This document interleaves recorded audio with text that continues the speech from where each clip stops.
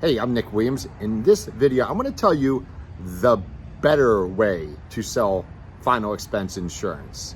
A way that will result in good persistency and business quality, a higher level of quality than what would be stereotypical of what you would find in the final expense sales business. Because there's such a thing as a final expense agent. And this would be different than an insurance agent. Like, I'm more of a Medicare agent. I lead with Medicare. And I sell final expense. That would be my second product in the progression of products that I sell. So Medicare, final expense, indemnity, and annuity. And the reason that most people have problems with final expense is the persistency or lack thereof. So the lapse rate is just too high. It's not unusual to have 30%. And a lot of agents, they just lose a ton of business. You often hear, more often than not, agents will they're out of the business because of the lapse rate. So, and here's the thing, to credit to the final expense agent, they sell.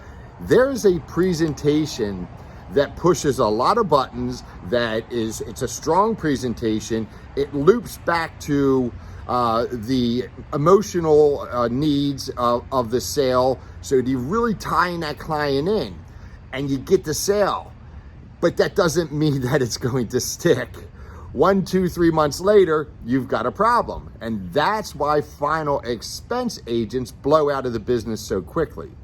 And even good final expense agents, because if you're really, really good at this, at selling final expense, well, then you have a really, really big problem often of the lapse ratio. It's not everybody. And now there is the concept of just outproducing your lapse ratio. And there are some people that can do that, but most can't. But to give them, the final expense agents, credit, most people, or to make it fair, most agents blow out of the business. But it is a higher percentage. I see agents coming out of final expense into Medicare and doing well.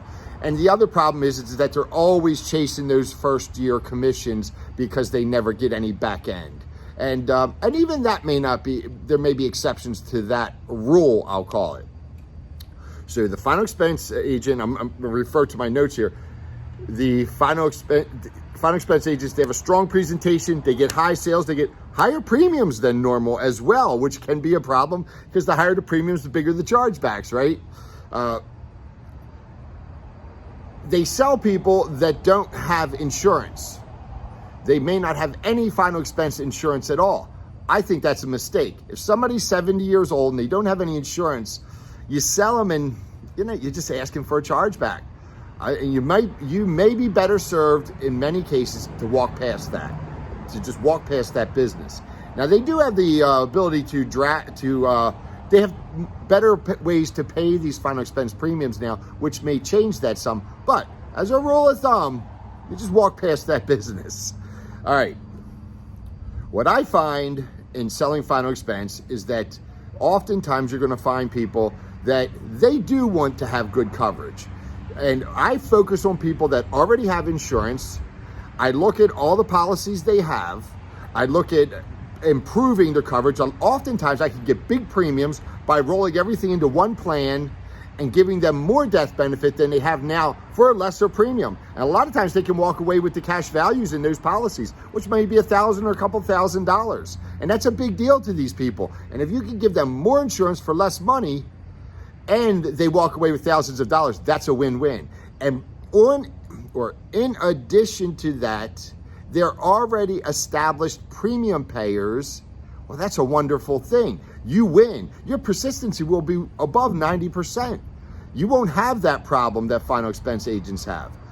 So now you're not going to sell as much either. Keep that in mind.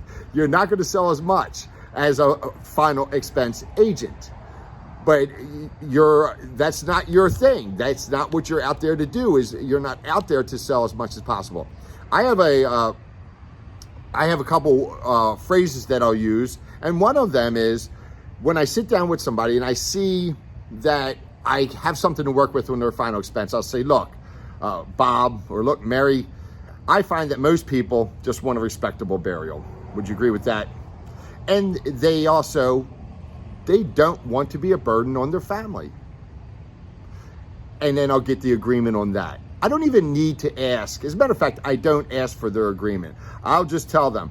I'll say, Mary, what I find is that most people, they simply want a respectable burial. And they don't want to be a burden on their family. And now I'm bringing them along with me. I'm not really, that's emotion enough most of the time. I don't really need to do a whole lot more than that. And because they agree with that. that makes sense. And then I'll say, well, here's what we have. And I'll lay out what they have. And I'll say, you just come up short. Or also I'll say, and I'll work this into my presentations often. I'll say, look, you're wasting money on this policy. And see, a lot of times they don't care if they're wasting money because they got it, they're in the habit of paying it, they'll just keep it. They don't want to go through the trouble. But if I tell them and I'll say, you're on a fixed income, and it's just not responsible to waste money, is it? You can't afford to waste money, can you? That might be money that you could buy more food with, right? So I can bring them along that way. And it's true, it's logical. If it was their son or daughter talking to them, they would say, Mom, you're wasting money. So I'm doing what a person should do for them. I'm telling them what they should do, what makes sense. And they don't argue with that so much. And then I'll lay out, oftentimes, again, I'm able to take what they have and improve it. Sometimes I just add to it. But the important thing is that I often will only sell people that already have insurance because they've established the habit of paying insurance premiums. And by establishing that habit of paying insurance premiums, when I write them a policy, it's not going to lapse. It's going to stick. Let's see.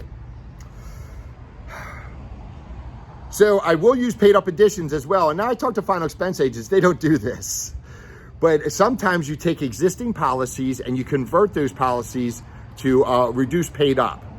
So it's a trick that you can use that does work. You use reduce paid up, use paid up additions. So there are ways that you can do this. And that's really for another video. It's the more creative side of selling final expense. But if you're good at what you do, if you know the companies, if you know the type of products, if you know how these paid up policies work, if you understand all the nuances of this, you can do things and be effective in ways that regular final expense agents wouldn't even think of doing because they generally don't do that. Not always. I got background noise. I got the dog in the background there. If you didn't hear or didn't see him running past. So, and then I often close with, a lot of times it's just I tell them what to do. Because it's like, say they're paying $60 a month for $5,000 or whatever. And I can say, look, here we can get you, instead of $5,000 for $60, we can get you $7,500 for $70. So it's $10 more, but it's a whole lot more life insurance, and it comes close to really covering the needs that you have. And I'm doing this based on what I see their ability to spend. Or one of the closes that I use is I write 3 premiums, 3 death benefits, 3 premiums, and I say, look, here's what makes sense for you. I believe that you can start here. It's not what makes sense for you. You can start here with this plan, which is the lowest price, but probably starting here would make more sense. And then once you get established in paying these payments, we can increase it to option 3. So they always go for the middle option, which is where I want them to go. I don't want to oversell them. I don't want to sell them a premium that's too high. So again, I'll take my piece of paper, write out 3 death benefits and 3 premiums. I'll just make some columns and then just write it out. And I say, you can start here, but I suggest starting here, which makes sense. And that's how I say it, which makes sense, because that's what you need.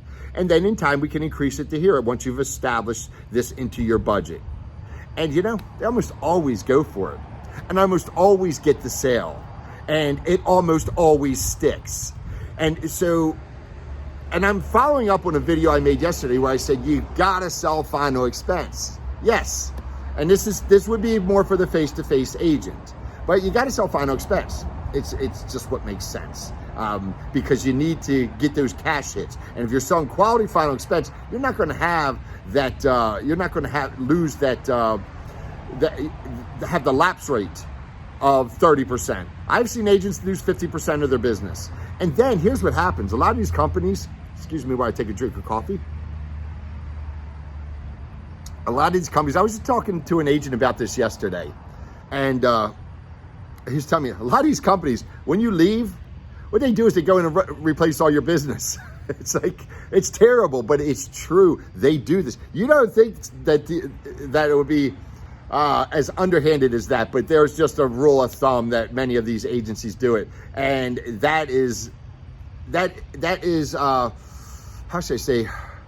That's unacceptable. Is what I would say. But they do it. They do it as a rule of thumb. So you better be careful when you sign up with some of these final expense agencies.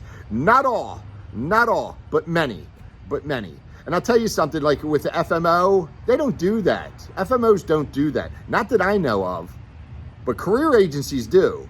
I worked in a career agency and they did that. That's what they did. That was just, and it wasn't like they were trying to hurt the other agent. It was just, the agent would leave and then their client base would become part of the agency, and the other agents would just run those leads, and they'd be in the house and they'd replace the business just because they could. So listen, sell final expense that makes sense. Sell final expense that, when it makes sense, the premiums are appropriate, and then the business will stick and you'll make a bunch of money. And let me tell you something, these contracts are like 110, 115, 120%.